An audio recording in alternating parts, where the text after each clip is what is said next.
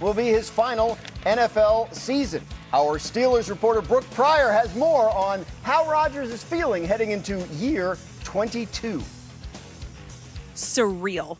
That's the word of the week in Pittsburgh, beginning when Rodgers arrived at the Steelers training facility Monday morning before 7 a.m. to sign that one-year deal. And it was a feeling that permeated all the way through Wednesday afternoon when Rodgers said, this is it. The 2026 season will be his last in the NFL. Surreal is also the word that both Rodgers and Coach Mike McCarthy used to describe working together again. Rodgers said it felt like a pinch me moment to be back in those meetings with Mike McCarthy, that he felt like it was 2006 and he was a 22-year-old back in Green Bay. Now, McCarthy described walking onto the field with Rodgers as a special moment. And when asked if Rodgers still has it, he said, oh yeah, he made sure to show that to us on Monday. Now, with all of these surreal moments, this pair could be in line for yet another one. Of course, they won a Super Bowl together in Green Bay against the Pittsburgh Steelers. Perhaps another one is on the horizon. Perhaps. Nostalgia is really cool, Kevin Clark, but it's not 2006, and Aaron Rodgers is not 22. What are your expectations for the Steelers and Aaron Rodgers this year? Surreal is not the phrase I would use, Dan. I believe the phrase is, the definition of insanity is running it back with Aaron Rodgers and expecting different results. I look at this guy, and he's had an amazing career. He's one of the most talented guys in the history of the position. But last year, he was 27th in the league in deep ball completion percentage. He got rid of the ball quicker than anybody in the league, and because of that, threw shorter passes than anybody in the league. He had more throws under 10 yards than anybody in the last 5 years. I just don't see a lot of hope here. Mike Tomlin is a better coach than Mike McCarthy. Not a lot of expectations of Pittsburgh. To Cleveland, where our Browns reporter Daniel Oyefusi is, as usual, tracking a quarterback competition as it continues to develop. At Browns OTAs, all eyes are on the ongoing quarterback competition between Shedeur Sanders and Deshaun Watson. Sanders and Watson have split first-team reps throughout the spring, and first-year coach Todd Monken was complimentary of both quarterbacks this week. Watson hasn't played since tearing his Achilles in October 2024, but Monken said he's all for a clean slate. And though Watson turns 31 this fall, Monken said his athleticism is still one of his superpowers. Monken also spoke highly of Sanders' development in year 2, saying he's come a long way in terms of his progressions and his understanding of concepts. Now, Monken has said he would love to leave the offseason workout program and enter training camp with a clear starter, but he's going to let this competition play out and not rush into a decision. When asked for an updated timeline to name a starter, Monken said, we'll have it set for Jacksonville in week 1. Great. That's exactly when they need to have it set for Bill Barnwell. But no matter who the quarterback is, what does Todd Monken's offense need to do to take the pressure off of him? They need to get the run game going. These quarterbacks, no matter who they pick, no one, there's going to be a great mix here. Deshaun Watson, Shedeur Sanders, 89th and 90th amongst quarterbacks who threw 100 passes or more over the past 2 seasons. This running game, 14th in success rate in 22 and 23, 30th though, after Nick Chubb got hurt over the last 2 seasons. So they're going to need to get the run game going. Probably going to be quarterback changes throughout the year, no matter who starts the season in week 1. So let's get the run game going, take some of the pressure off of it. Quarterback changes in Cleveland. Would that be a first? Anyway, let's stay along the coast of Lake Erie and head to Buffalo, where Josh Allen and the Bills got OTAs underway this week under new head coach Joe Brady. Elena Getzenberg has the latest on how Allen and things are shaping up early on in Buffalo. One of the most common words heard here at One Bills Drive this week is exciting, as OTAs got underway with first-time head coach Joe Brady. Linebacker Terrell Bernard, one of 2 team captains from last year's team, along with quarterback Josh Allen, noted that it feels like a new era of Bills football and that brings with it a fresh start, which is exciting. He said that Brady's energetic personality has been on display in the building. Out on the practice field, I noticed a little bit of that in the form of the music having a bit more of a pop to it, a little louder at times than perhaps a traditional Sean McDermott practice would. When talking to people in the building, they said that it feels a little looser, a little bit more relaxed than it was under McDermott. The Bills have had strong participation for these practices, including players coming off injuries like Allen himself and tight end Dalton Kincaid.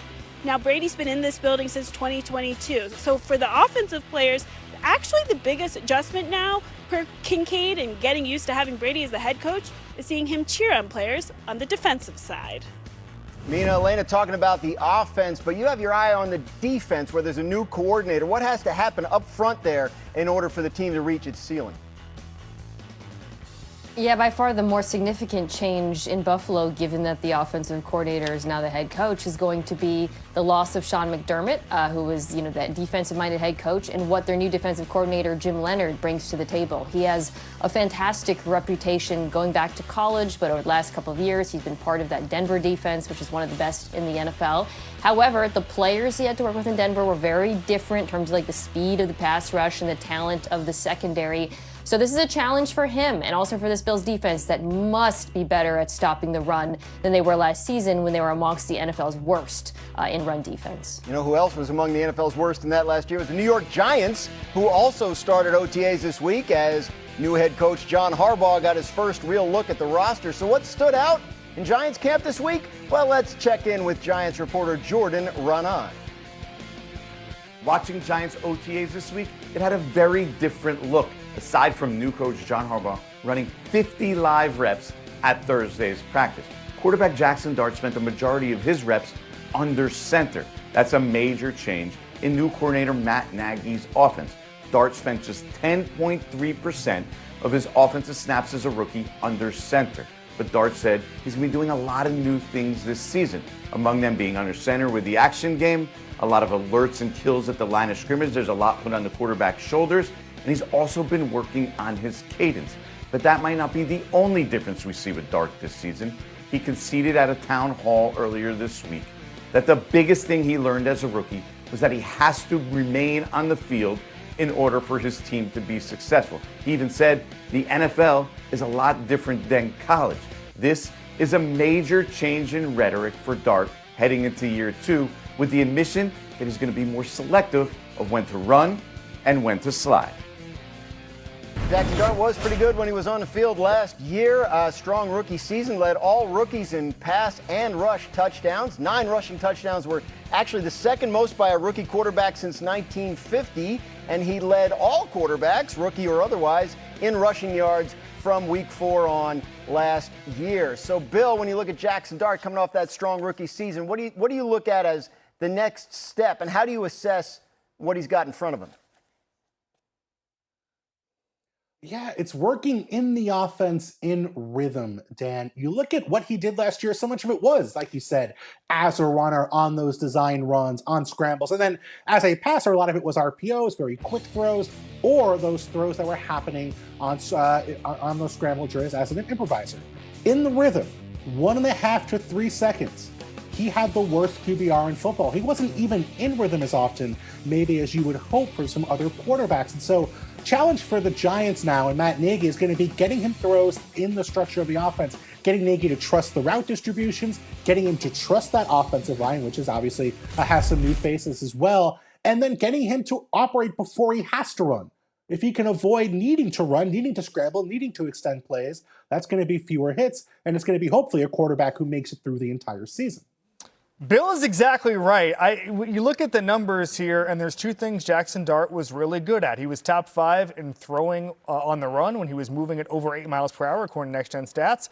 And he was also good at scrambling. And for me, you got to take those 2 things and you got to marry them with the in-rhythm throws and get him almost like Caleb Williams last year, where he still held onto the ball long when he earned it, when he deserved it, when it justified it, to say, hey, I'm going to be back there trying to make things happen. But he also said, hey, we're going to do quick game stuff. We're going to get the ball out quickly. We're going to marry those 2 things and either get rid of the ball quickly or make things happen on a 5 or 6 second play. What you don't want is a 3-4 second play that develops and takes a long time for no reason.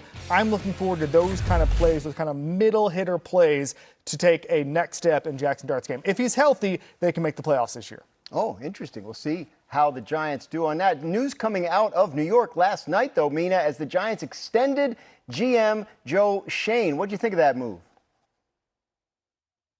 I found it puzzling, I'll be honest. I'm not quite sure why they were in a rush to do this. Straight up, I don't, it was somebody, are they going to face competition for Joe Schoen's services at some point? I really don't know.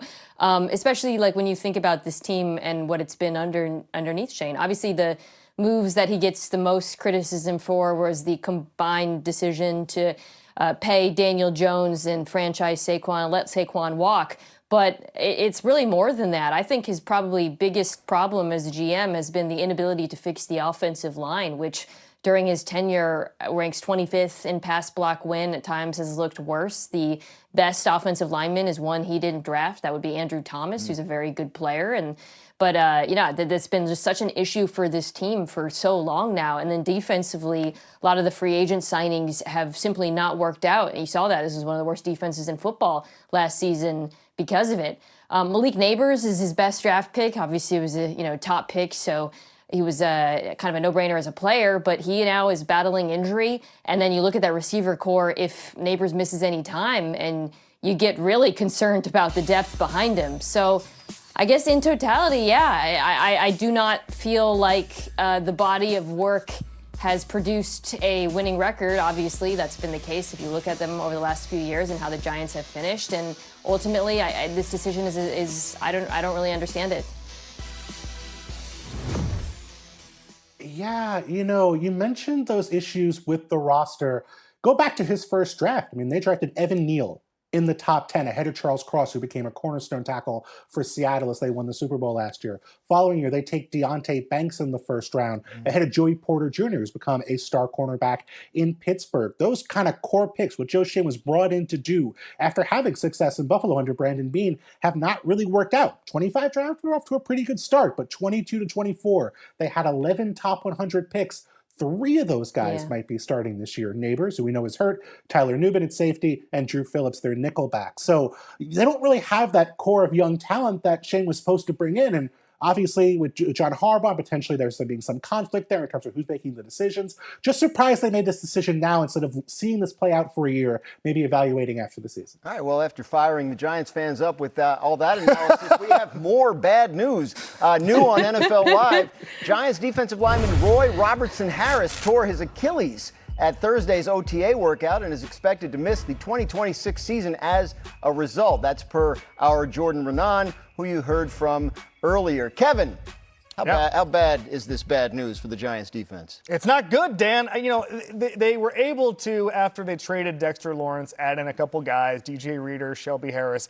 But if you've got defensive linemen available after the draft, they're not going to be instant impact guys. Okay, that's just how this league works with defensive linemen. So you lose a potential starter there. It just puts a spotlight on the guys who have to be able to rush the passer this year for the defense to have any success. We know who that is. Abdul Carter, who had the most quick pass rushes in football last year, getting to the quarterback in under 2.5 seconds. He obviously led all rookies in quarterback pressures as well. And then Reese, obviously the rookie out of Ohio State. Those guys have to get pressure on the quarterback because Dexter Lawrence was able to command so many double teams last year. He was able to get to the quarterback from an interior spot. He was a game wrecker. So that, to me, is the biggest thing. They're very, very thin at defensive line. This injury is only going to accent that. Absolutely. We'll see. They are loaded at the pass rush spots. Sure. Maybe they just have to ask that much more. NFL Live, wide receiver Stephon Diggs remains one of the biggest names still on the free agent market after being released by the Patriots back in March. Recently, he was asked about some chatter that's out there about the possibility of him and his brother, Trevon Diggs, landing in Washington. We're talking football here, and little brother just showed up. If we're talking football, how long will it take if we get you guys in one of our uniforms? That's what everybody's talking about right now. We're going to talk about it very soon. Oh, a tease from the Diggs brothers. If they end up in Washington, do you like that? You like that fit? I do. Stephon Diggs still has gas left in the tank. Last year, the highest catch rate in all of football. He did sacrifice a little bit of yardage as far as that goes. He was running routes closer to the line of scrimmage, but he was also the best crossing route. We're seeing right there, the best crossing route runner in football last year. So he can be a quarterback's best friend. Jaden Daniels is going to be under center a lot more. I talked to Dan Quinn about this a couple weeks ago. He wants more explosives down the field. Another weapon gives Washington that. I love the fit. They got to go out and get a weapon. I thought they'd get Carnell Tate, somebody like that in the draft. Tennessee goes and gets him early. They end up with Sonny Styles, so I think it's going to end up being the best player in the draft. You get a wide receiver. This way, everything works out. Throwing in like a hot take right at the end there, just sneaking it in about Sonny Styles. I love that. That's what I do. Yeah, Stephon Diggs would honestly help most NFL teams. Let's just start there. I like to call him professional wide receiver because that's what he does. He runs precise routes. He is going to be where you need him to be, and he's going to catch the football. On short passes last year, he had an 89% catch rate, which is the best of any receiver in the NFL. He was third in yards per route run, by the way, behind only Puka Nacua and Christian McCaffrey. So every team makes sense. Washington makes sense. I would throw out the Raiders, though, as a team that really should consider making this play because right now that receiving group is pretty thin, and when the young quarterback Fernando Mendoza eventually starts, it would really help him to have a receiver like Stephon Diggs who he can rely on in those situations. Yeah, the Raiders are such a good fit for Stephon Diggs. Think about that offense Clint Kubiak was running last year in Seattle. Heavy boot action, a lot of crossers coming across the middle of the field. Well, what did our friend Kevin Clark just say? Best wide receiver in football on crossing routes last year was Stephon Diggs. He was second in the NFL in receiver score, ESPN's metric last year, which measures how good you are at getting open, catching the ball, and creating after the catch. He just didn't play a lot of snaps, only played about half of the snaps last year for the Patriots. So if Diggs can be in that situational role, they're going to be probably a pretty heavy 12 personnel team in Las Vegas. So you don't need him to play every single snap, but on passing downs in key situations like he was for Drake May last year, I think Stephon Diggs could be a really valuable wide receiver for Fernando Mendoza in his first season with the Raiders. He was for Drake May. He recorded the first 1,000-yard season by a receiver for the Patriots since Julian Edelman in 2019. That was pretty good, and also a while ago.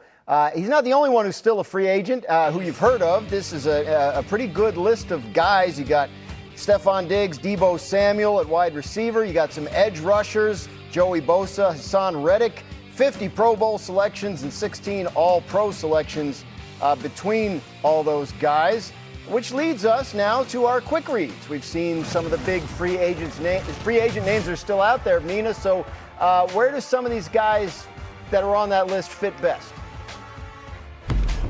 Yeah, Joey Bosa, I think, is an interesting name for teams that need pass rushers, and one of those teams is the Green Bay Packers, especially with Micah Parsons' status early in the season, up in the year. This is a very thin pass rushing group right now, very thin defensive line, period. And while I'm not sure Joey Bosa can give you an entire season, even having him in the beginning would be helpful. Last year with Buffalo, when he did play, he actually ranked 15th league-wide in pressure rate, so he still got something in the tank, and the Packers desperately need anything in the tank. Chicago, and Taylor Decker does make sense there. Ozzie Trapilo tore his patella late in the year. He's probably not going to be ready to play for most of this season. A lot of guys there who they don't necessarily love at left tackle. Braxton Jones, Theo Benedict. They signed Jedrick Wills, who sat out of football last season. Guys with left tackle experience, but who haven't played that position at a high level recently. Denver is an experienced, solid left tackle, and oh, by the way, he played for Ben Johnson in Detroit when Ben Johnson was there the past couple of years, so this system should fit right in. So, logical one-year rental there in Chicago. Let's give more guys to the Chicago Bears. Cameron Jordan, I'm only doing this because I can't do Russell Wilson to television. But Cameron Jordan, to me, he still has pass rush left in the tank. If you're available this year, right now, it means you're not going to be Miami Heat Shaq as far as veteran additions. You're going to be Suns Shaq. That's all you got to be if you're signing right now. Sign with a contender. The Bears are that. Give you some pass rush. I think the best fit would be going him back to New Orleans. Barring that, let's go to Chicago. I'll tell you one thing you can count on with Cam Jordan is he's going to play. Yes. Only missed 2 games in 15 NFL seasons. Still feels like he can help somebody. Eventually, he'll be pretty good on television, I do believe. Coming up, though, the Lions 2026 season spanning 4 continents and 7 countries.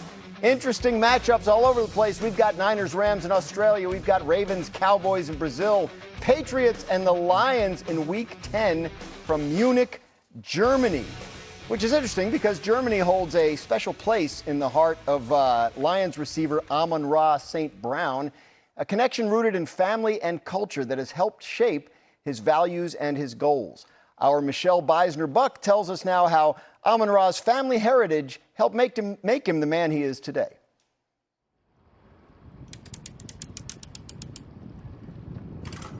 This trip, it means a lot, just to be back in Germany. A lot of my roots are out here. I think it's ingrained in me, it's instilled in me since I was a kid. Deutschland, wir haben Amon-Ra St. Brown bei uns. Nochmal ein Riesenapplaus. Hi, hi, wie geht's? Seid ihr bereit? Seid ihr alle bereit? Ja! Lions Camp, erster Lions Camp in Deutschland. Es wird einfach sehr krass sein. Danke, dass ihr alle hier seid. Go Lions! Let's go! I mean, I'm proud to be half German, half American.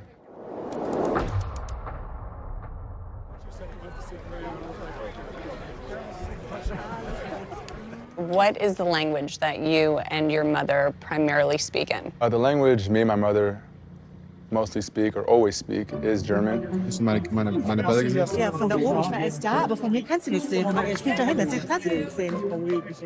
Yes, I am from Germany, from a little small village called Hittorf, which belongs to Leverkusen. You know, she's just speaking German to us, so that's how we learn German. So when I was a kid, I'd have to either, fill in one of these, like 10 of these pages, learn 10 vocab words, read a book in German. They didn't really like me for that. Probably they still don't like me for that now, but I think it helped. We complained every time, but now I'm able to text my mom in German. I'm able to read fluently in German, speak fluently German, and I think all this stuff helped. So looking back, and I'm very grateful. Talk to me about Amon-Ra and your other children, just why it's important, why it has been important for you to instill the German culture into their lives. I think the main reason was because my parents do not speak English. So they, and I want to make sure they can talk to my parents. Her parents lived in Germany at the time, so we would, go visit Germany every summer for a month or two, be out there, hang out, play soccer. We couldn't wait to go. Right now we're at my mom's parents' house. Growing up, we were always here. This is like our second home base. Staying upstairs, there's another room. We'd all be up there. Our grandma made breakfast every morning. Grandpa was also here, playing games, doing whatever. He was like a big builder. He basically built this whole house, but he would be outside and he built like this huge ladder with a rope on it that we can swing on and hang. Amon-Ra St. Brown and his brothers made their trips.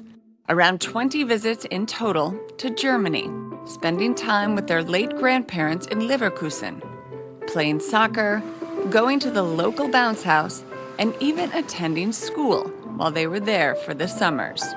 This is the kindergarten that I went to, me and my brothers, when we were younger, where I used to spend all my summers in Hittorf. Hallo, hallo, hallo, wie geht's? Hallo, hallo, ich hab Jersey für euch, paar Pompoms für die Kinder. Let's go, Lions! Yeah. In June, the entire family once again traveled to Germany.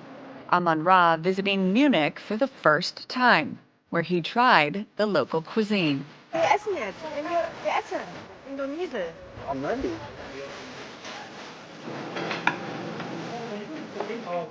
Got myself a currywurst. We both got the currywurst. It's cool. It's my first time here, so didn't really know what to expect, but it's been fun.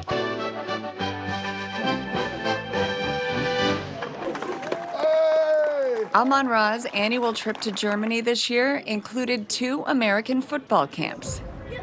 One in Munich. Bang! Bang! And the other in Cologne, minutes from where his mother grew up.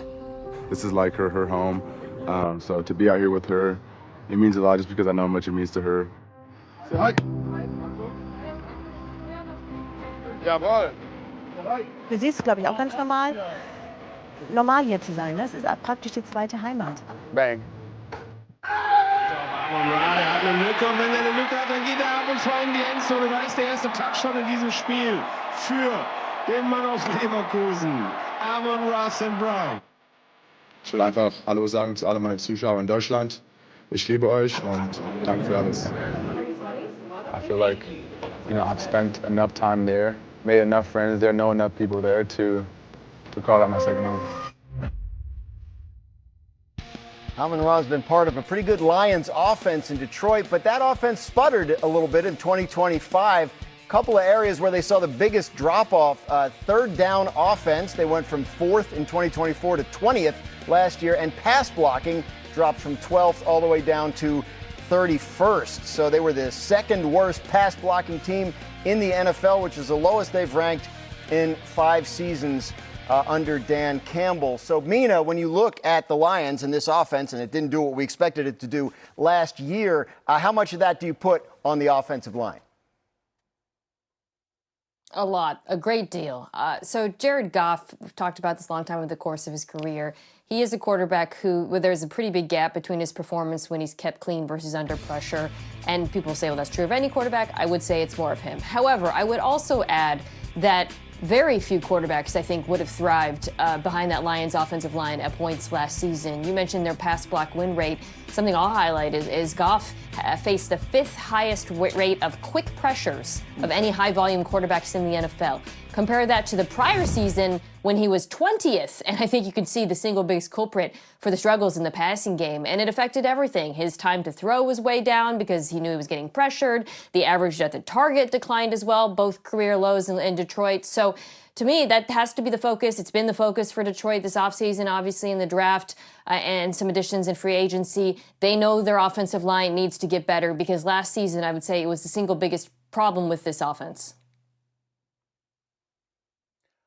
Yeah, that also infected the run game as well, which was so impactful for them in earlier seasons. They still had their explosives here and there with Jahmyr Gibbs, but they dropped from 6th in success rate over the prior 2 seasons to 25th last season. And when you have that run game drop off, it not only does it mean you're not doing well on first down, it makes your third downs harder as well. They had the shortest average distance to get the first down, and then third down in 23 and 24. That was 21st last season. So Jared Goff, who, like you said, has a huge gap between how he does against pressure and when he's kept clean, was facing more obvious passing situations on third down, fewer running situations on third down. The Lions love to run the ball on third and medium when they can. Jared Goff was in those spots, the offensive line was in those spots, and you saw more pass pressure and more drives fail as a result. Yeah, when you look at the Lions' biggest problem last year, the irony is it was a strength a couple years ago. They built their entire franchise through the trenches, and then all of a sudden you lose the best center in football to retirement. You have injuries all over the place, and all of a sudden it's a weakness. And that happens very, very quickly in the NFL. Last year, if you look at the number of lineup combinations in the offensive line that played over 50 snaps, they were just about the most unstable offensive line in football. You saw it. Bill mentioned it earlier. The amount of chunk plays on the ground, they go from 6th to not even in the top 20 last year. That's an offensive line stat to me. You think about the violence they were able to inflict on defenses 5-10 yards down the field in the run game. It just wasn't there. It wasn't the identity that Dan Campbell wants. Dan Campbell was a heck of a blocker when he played. I mean, we just saw it. We were looking at a low lights thing of Jared Goff getting his teeth kicked in. Didn't look like we were about to run out of plays where that happened. I think they had to cut that down. Yeah. He was under assault the entire season last year. Cade Mays, Blake Miller, both of those guys will be day one starters. This will get addressed. They'll be fine this year. And they're talking about moving Penei Sewell from right tackle to left tackle as well. He did play half his games at right and half at left in 2021, so they feel like that should work. Up next on NFL Live, off-season workout this week, and in case you haven't been paying attention to NFL Live or any of our other shows, Aaron Rodgers is back in action, and his new teammate Michael Pittman was asked if he was surprised to see Rodgers out there this week with the team. Partially not. I mean, I had the hope that he was coming back, and I had a good feeling about it, but, you never know. I mean, Aaron's going to do what Aaron wants to do, right? So, but definitely happy to have him back, for sure. Bill, the Steelers traded for Pittman before I guess they were sure about Rodgers coming back, but you think it's a good fit with Rodgers and the Steelers offense? Yes and no. You said two. It's a good fit for Aaron Rodgers. I don't know that it's a good fit for the Steelers offense. So let me explain. Aaron Rodgers last year, as our Kevin Clark mentioned earlier in the show, threw the shortest average pass of anybody in football. The only guy under 6 air yards per attempt a year ago. Michael Pittman, 61st out of 68 qualifying receivers in terms of air yards per target.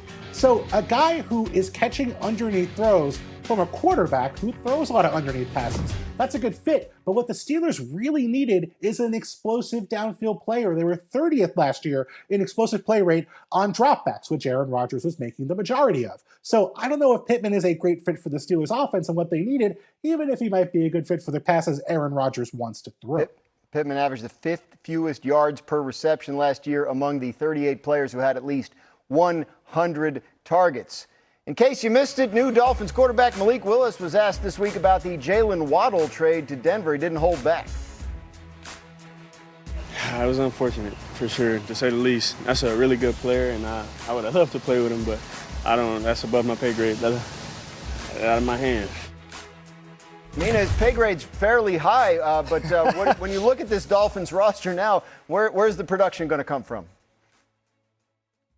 Yeah, it's above his pay grade, but it does make me wonder whether he knew about the trade or would have been willing to sign in Miami if he had known what his receiver corps was going to look like, because quite candidly, it is amongst the worst in the NFL. And for this offense to be successful, I really think they need one of the young players, maybe Chris Bell, who they drafted this year, to hit. But perhaps more importantly, the run game has to be one of the best in the league. And I do think that's feasible because this was a rushing attack that's been very good over the last few years. Granted, you lose Mike McDaniel, your play caller, but the offensive line is one that has started to improve a great deal. Obviously, they still have Devon Achane. And now you add a quarterback who is one of the most dynamic rushing threats in the league. So that two-headed attack that in the backfield, I think, could be a real problem for defenses. I just fear that they won't have to account for the passing attack as much. Yeah, Dolphins locking up Devon Achane on a new deal, signing Malik Willis in free agency. Looks like they're planning to build it all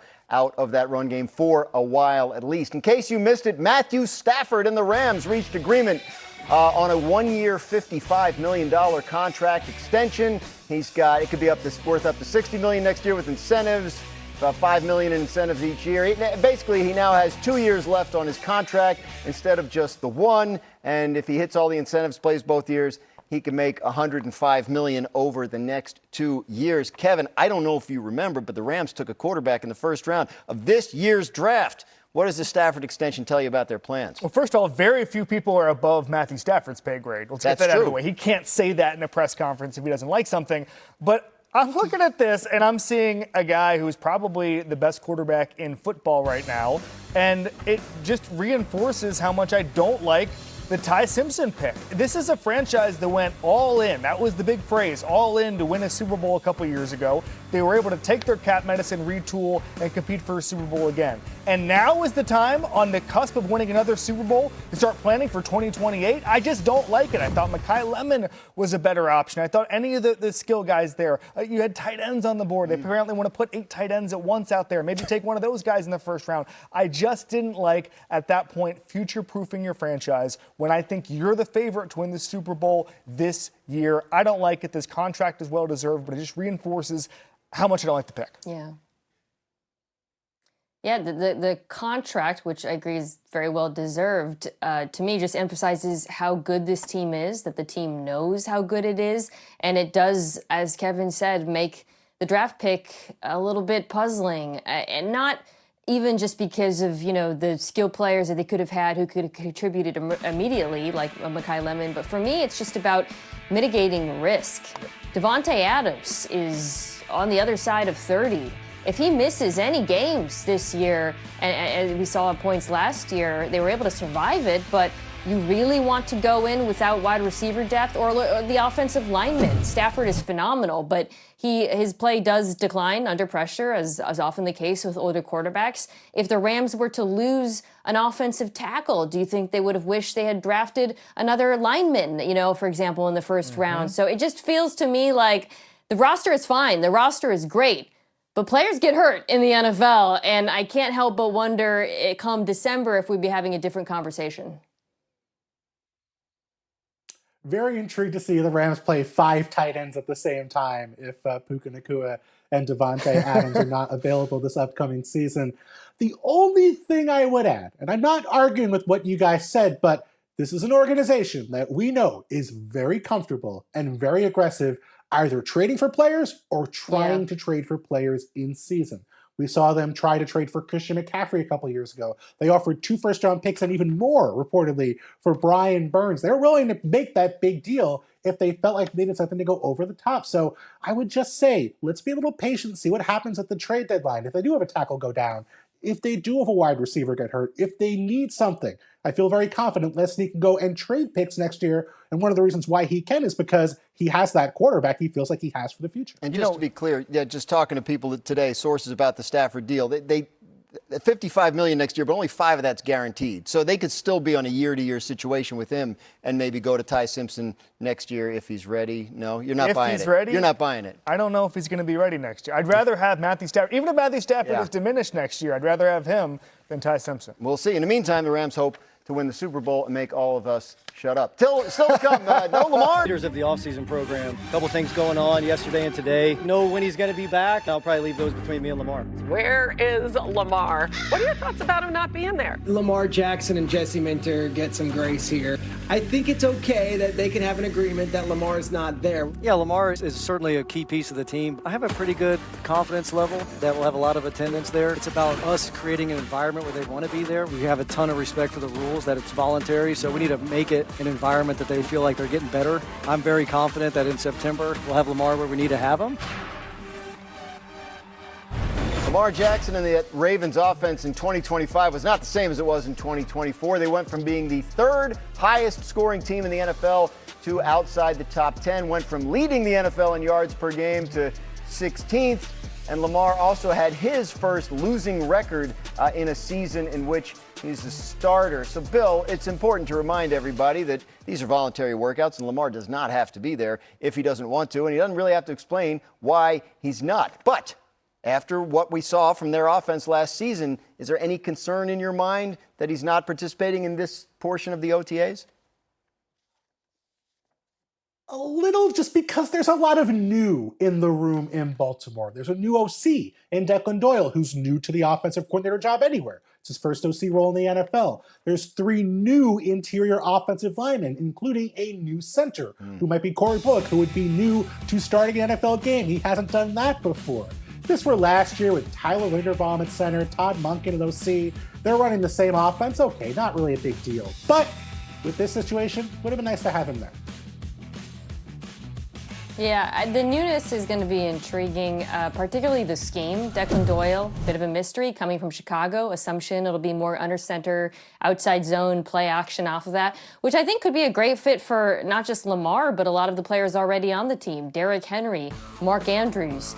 They drafted a couple of large receivers, Elijah Surratt and Jacoby Lane, who I think makes sense for that offense. But to Bill's point, you got to see it all come together first, and I think it's going to be one of the more interesting developments in the league.